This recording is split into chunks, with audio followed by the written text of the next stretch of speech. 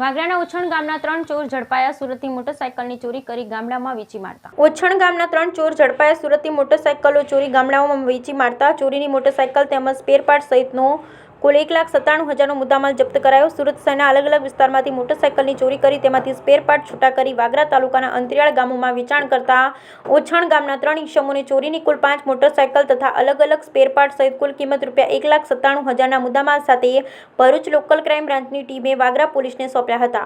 ભરૂચ જિલ્લામાં મિલકત સંબંધી તથા વાહન ચોરીના ગુનાઓ બનતા અટકાવવા તથા વણ શોધાયેલા ગુના શોધી કાઢવાની ઉચ્ચ અધિકારીની સૂચના અન્વયે પોલીસ ઇન્સ્પેક્ટર MP વાળા LCB નાઓના માર્ગદર્શન મુજબ વાહન ચોરીના ગુનાઓ શોધી કાઢવા લોકલ ક્રાઇમ બ્રાન્ચની અલગ અલગ ટીમ બનાવી વાહન ચેકિંગ, ડીકોય વગેરે દિશામાં જરૂરી એક્શન પ્લાન તૈયાર કરી સઘન પ્રયત્ન હાથ ધરવામાં આવેલ હતા. તે દરમિયાન LCBના police sub inspector DA Tuvar નાઓની ટીમ 15મી ઓગસ્ટ સ્વતંત્ર દિવસ અનુસંધાને જિલ્લામાં કાયદો અને વ્યવસ્થાની પરિસ્થિતિ જળવાઈ રહે તે હેતુથી ગઈકાલે વાગરા પોલીસ સ્ટેશન વિસ્તારમાં પેટ્રોલિંગમાં હતી. તે દરમિયાન બાતમી મળી હતી કે હાલ સુરત શહેરમાં રહેતો અને મૂળ ઓછણ ગામનો રહેવાસી સુફિયાન સલીમ પટેલ તથા ઓછણ ગામના જાવીદ આદમ બગશ તેમજ રિયાદ મુસ્તાક પટેલ આ ત્રણેય ભેગા મળી સુરત બાજુથી મોટરસાયકલની ચોરી કરી લાવી તેને વાગરા તાલુકાના આસપાસના ગામડામાં વેચી મારે છે અને હાલ ત્રણેય નમૂનાઓ ઓછણ ગામે નંબર વગરની સ્પ્લેન્ડર મોટરસાયકલ લઈ ફરે છે અને વેચવાની ફિરાકમાં છે.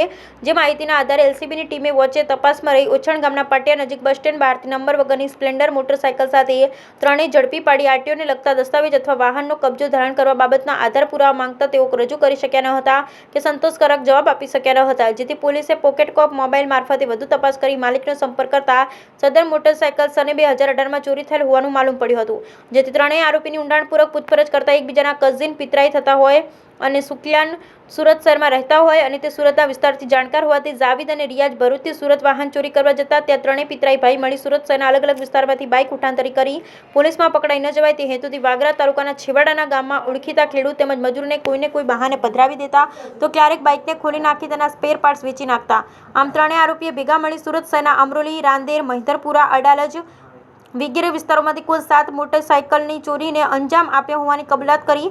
જે પૈકી 3 મોટરસાયકલ આરોપીઓએ પોતાની પાસે રાખેલ અને અન્ય મોટરસાયકલો તથા અન્ય મોટરસાયકલના સ્પેર પાર્ટ અલગ કરી સાહેદોને આપેલ હોય તેઓ પાસેથી મંગાવી કુલ 5 બાઇક તથા મોટરસાયકલના એન્જિન નંગ 2 તથા મોટરસાયકલના સ્પેર પાર્ટ જેમાં સાયલેન્સર, પેટ્રોલની ટાંકી, સીટ વગેરે મળી કુલ 1,97,000નો મુદ્દામાલ કબજે કરી ત્રણેય આરોપીને ભારતીય નાગરિક સંહિતા 2023ની વિવિધ કલમો મુજબ કાર્યવાહી કરી વાગરા પોલીસને સોંપ્યા હતા.